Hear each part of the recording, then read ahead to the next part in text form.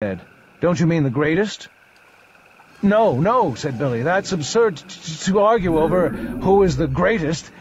I'm curious about your opinion of the purest, the closest to the essence you describe.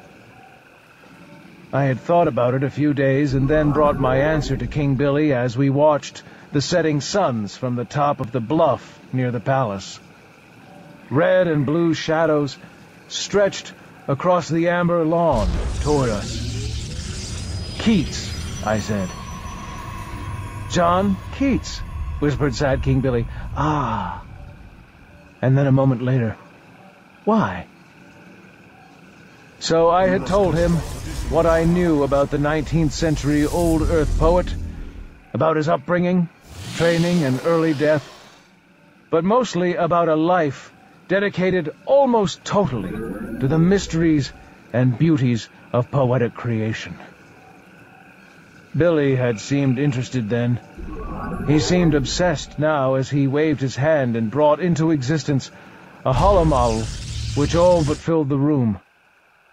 I moved backward, stepping through hills and buildings and grazing animals to get a better view. "Behold, Hyperion!" whispered my patron. As was usually the case when he was totally absorbed, King Billy forgot to stutter. The hollow shifted through a series of views: river cities, port cities, mountain aeries, a city on a hill filled with monuments to match the strange buildings in the nearby valley. "The time tombs?" I said. "Precisely. The greatest mystery in the known universe." I frowned at the hyperbole. "They're fucking empty," I said. "They've been empty since they were discovered."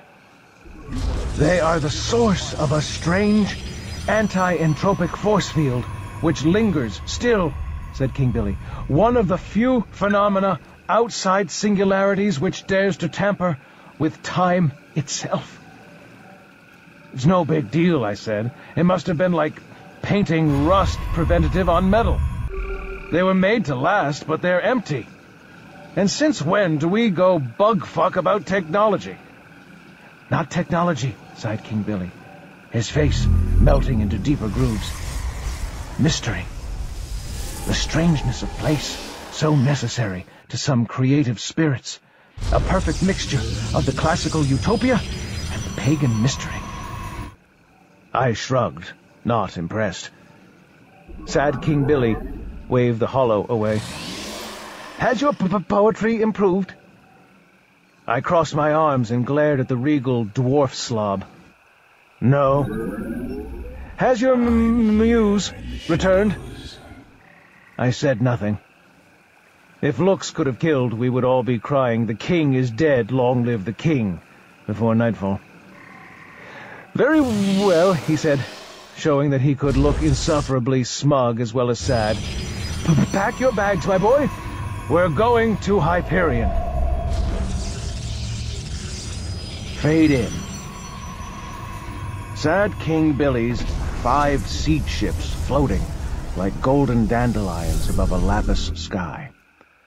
White cities rising on 3 continents: Keats, Endymion, Port Romance. The poet city itself. More than 8,000 of Art's pilgrims seeking escape from the tyranny of mediocrity and searching for a renewal of vision on this rough-hewn world.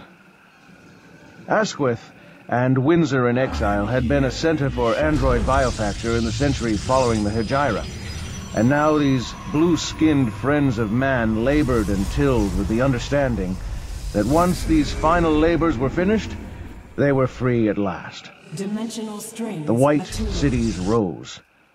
The indigenes, tired of playing native, came out of their villages and forests and helped us rebuild the colony to more human specifications. The technocrats and the bureaucrats and ecocrats were thawed and let loose upon the unsuspecting world, and sad King Billy's dream came one step closer to reality.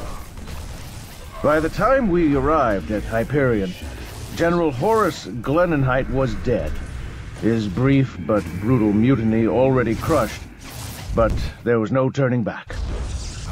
Some of the more rugged artists and artisans spurned the Poet City and eked out rugged but creative lives in Jacktown or Port Romance, or even in the expanding frontiers beyond, but I stayed.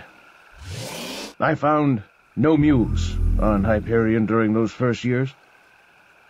For many, the expansion of distance because of limited transportation